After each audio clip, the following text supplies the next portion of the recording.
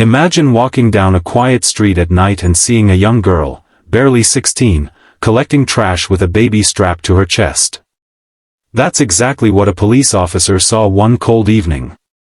But when he asked why she was out there, her words shattered his heart forever.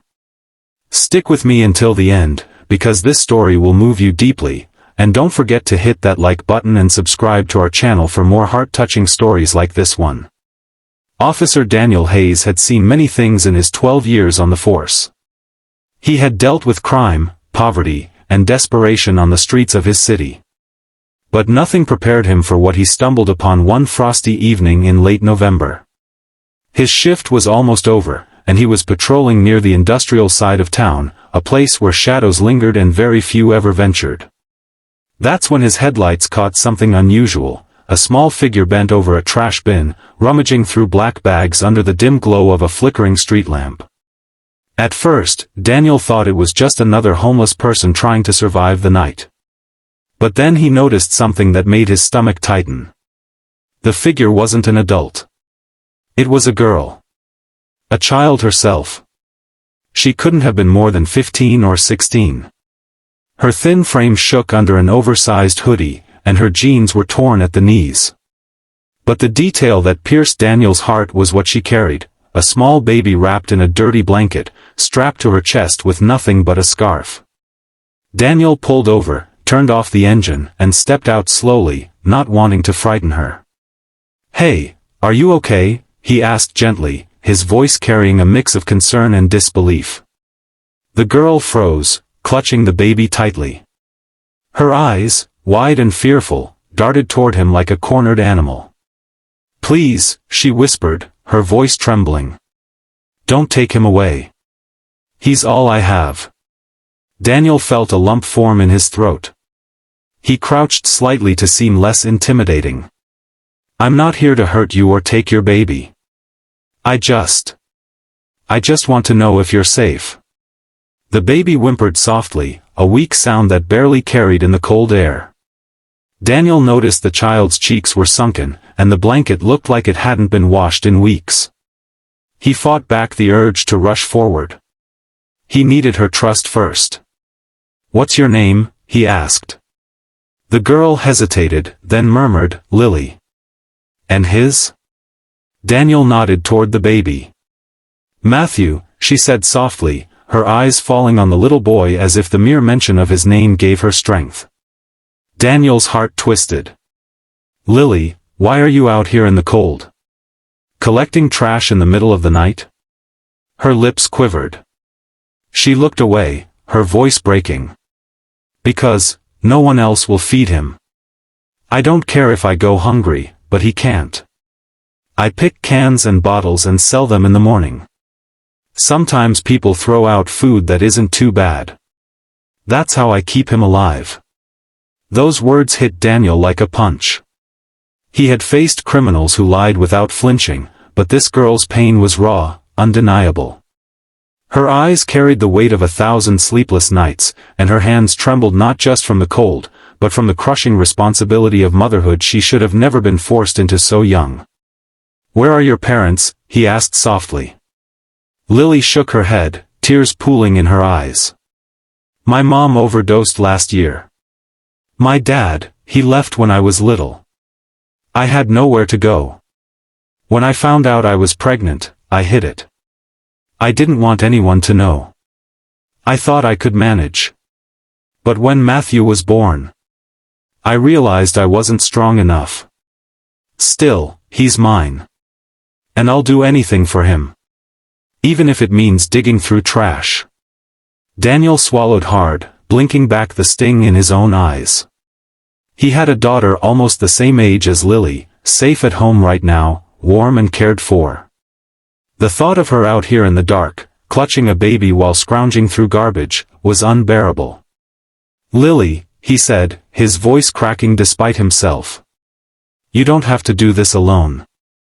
You and Matthew deserve better than this." But Lily shook her head fiercely, pulling Matthew closer. "Every time someone says that, they just try to take him from me. They say I'm too young, too poor, too broken. But he's mine. I don't care if I sleep in alleys or starve, I won't let anyone take him. Her words shattered Daniel's heart into pieces. He realized in that moment that this wasn't just about survival, it was about love. Fierce, desperate love. The kind of love that clings to hope even in the darkest alleys. Daniel knew he had to act carefully. If he pushed too hard, she'd run. If he didn't do enough, she and the baby could die in the cold. So, he took a deep breath and said, "Lily, I'm not here to separate you. I'm here because I care. Please, let me help you. Just tonight. No strings. Somewhere warm, some food, a safe place for Matthew to rest. You don't have to trust me forever. Just, for tonight." Lily studied him with suspicion, her tired eyes narrowing. But then Matthew stirred weakly, his tiny cry cracking the night air. That sound was her breaking point. She finally nodded, ever so slightly. Daniel felt relief flood his chest. He gently guided her to his patrol car, where the heater blasted warm air. He handed her a bottle of water and dug out an energy bar he kept in his glove box. Lily devoured it in seconds, while Matthew's little body began to relax in the warmth. As Daniel drove them to a safe shelter he knew, he glanced at Lily through the rearview mirror. She was staring down at Matthew, rocking him gently, whispering promises no child should have to make. And in that moment, Daniel realized, this wasn't just another case. This was fate putting him in the right place, at the right time. This was the beginning of something that would change all of their lives forever. The shelter Daniel brought them to was one run by a trusted friend of his, Caroline, a retired nurse who had dedicated her life to helping women and children in crisis. She opened the door in her robe, surprised at the late-night visitors, but the moment she saw Lily and Matthew, her expression softened.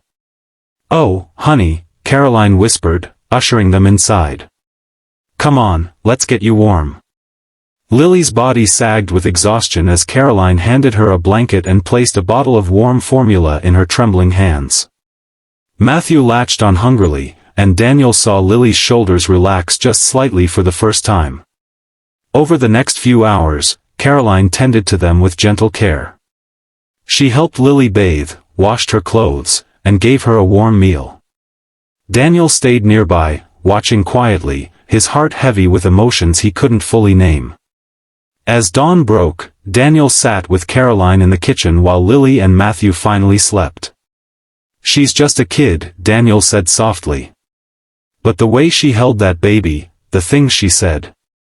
"Caroline, she'll fight the world for him. I've never seen anything like it." Caroline nodded knowingly. "That's a mother's love. Doesn't matter how young or broken she is, when it comes to her child, she'll walk through fire." Daniel rubbed his temples. "I can't just walk away. Something about this, it feels like God put her in my path. But I'm scared. What if the system takes Matthew? What if they separate them?" Caroline reached across the table, placing her hand on his. "Then we fight for them. You're a cop, Daniel. You know how to protect people.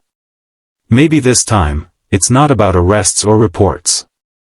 Maybe it's about love and second chances." Those words stayed with Daniel. Over the next weeks, he visited Lily and Matthew every chance he got. He brought diapers, food, even small toys. Slowly, Lily began to trust him, her wary eyes softening whenever he appeared. She told him more about her past, how she had hidden her pregnancy, how she had given birth alone, how she had walked miles with Matthew in her arms because she had nowhere else to go. Daniel listened without judgment, his heart breaking over and over. But what struck him most was her resilience. Despite everything, Lily never complained about her own suffering. Her only concern was Matthew. One evening, as Daniel sat on the shelter's porch, Lily came to him quietly. "Why are you helping me?" she asked. "Most people look at me like I'm trash. But you don't." Daniel looked at her and saw not a homeless girl, not a teenage mother, but a child who had been forced to grow up